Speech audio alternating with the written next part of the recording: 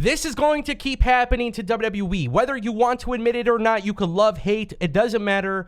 WWE superstars are going to ask several times to leave, just like this WWE wrestler. We're going to talk about it all in today's video. Also, we got some really awesome AEW news. Timestamps down below. If you guys want more videos like this, don't forget to click that subscribe button. And don't forget to check out the new Twitch account because we'll be going live immediately after Raw, May 2nd, 2022. With that being said, WWE NXT stars are being given a 90-day trial. And look, I praise NXT.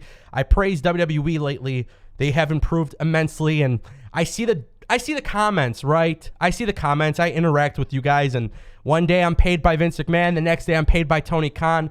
I might be the richest YouTuber at this point because if I say something good about one of these companies, surely enough, Vince McMahon or Tony Khan's got me in their pockets.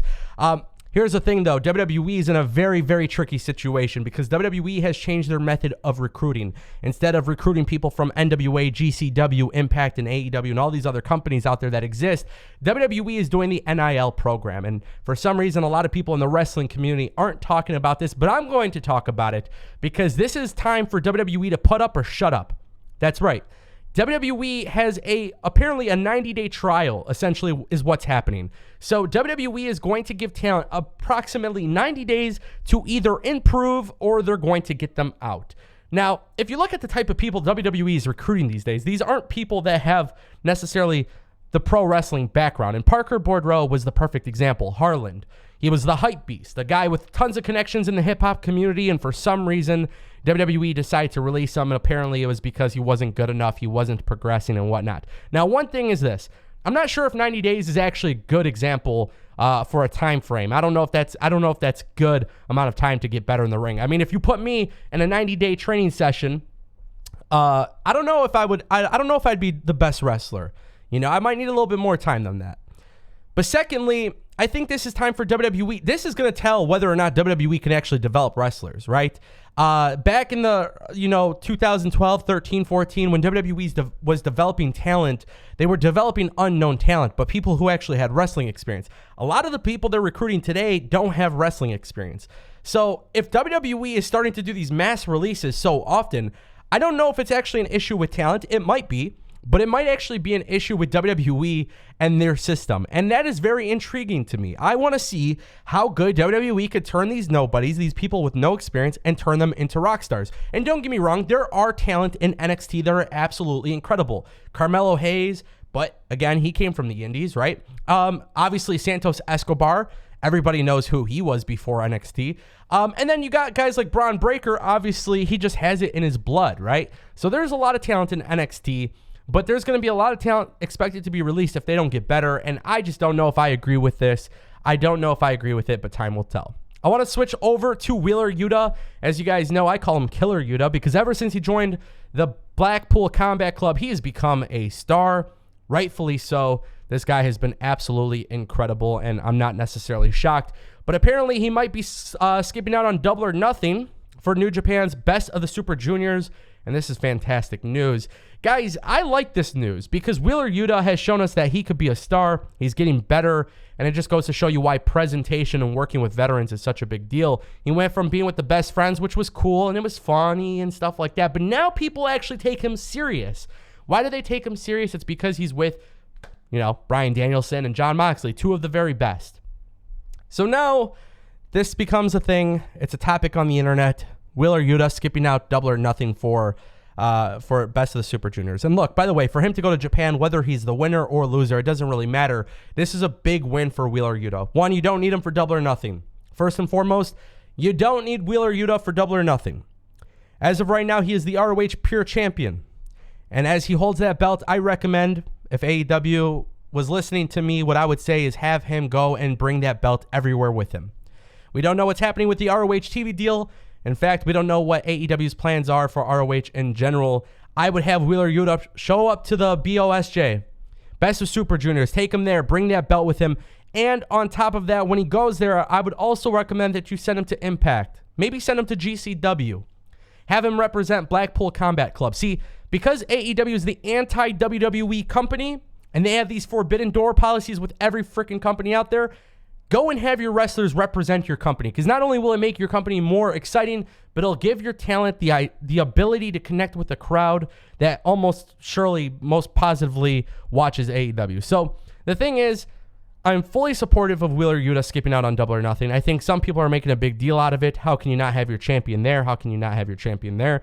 I'm one of the people on the other side of the spectrum. I don't think you need him. I don't think it makes or breaks anything. I think what is best for Wheeler Yuta is waving the AEW flag, the ROH flag, everywhere else. Let him go internationally. By the way, NJPW Strong is something that's starting to pop off in America. People are starting to gravitate towards it. You have Impact, which is starting to do well. MLW, NWA. Wheeler Yuta is the perfect guy. Have him go represent your company. Make this more of a regular thing. If you hear the passion in my voice, it's because I think there's a lot of great things AEW can do. They've been doing great stuff. They've been doing some bad stuff.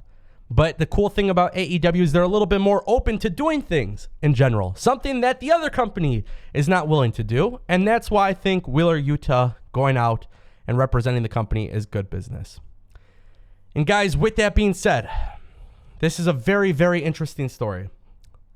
And I want to talk about it in detail because a WWE superstar has requested their release. Now, with that being said, I want you guys to turn your attention to my new Twitch account first and foremost. I'll be live on this account immediately after WWE Raw, twitch.tv/Ango TV. We signed a new deal with Amazon's Twitch. It's really exciting stuff. If you guys check it out, I'd greatly appreciate it. Become a follower. We're going to start doing a whole bunch of live content there. Not just review shows. We're going to do a whole bunch of stuff, giveaways. I'll be live tonight. May 2nd, 2022. By the time you're watching this video, I don't know when, but that's why. Now, with that being said, Roderick Strong has apparently requested his release from WWE, and in fact, it's not actually a one-time thing or a two-time thing. It appears that Roderick Strong has been requesting his release several times. This came from Fightful Select.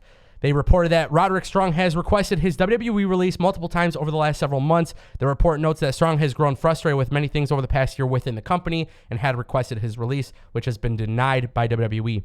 NXT sources also indicated that Strong was pitched a name change, which he was said to oppose the idea of. There were many within the company that were surprised that Strong was not included in the April 29th round of NXT releases, as he made it clear to WWE that he wanted out.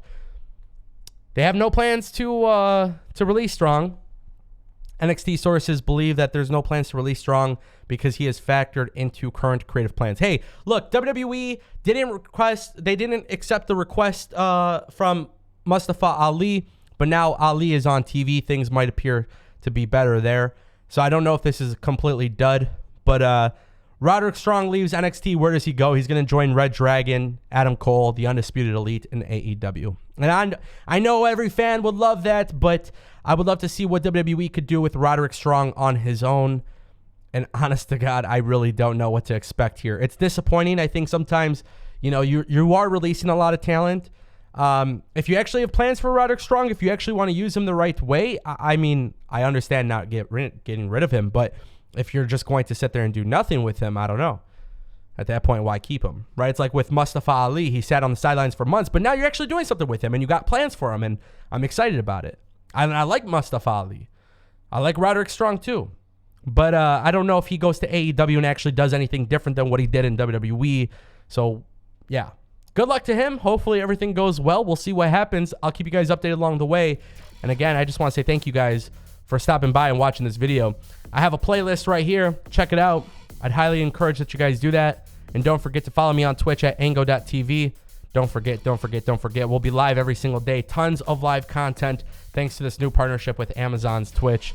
I'll see you guys next time. Thanks for watching.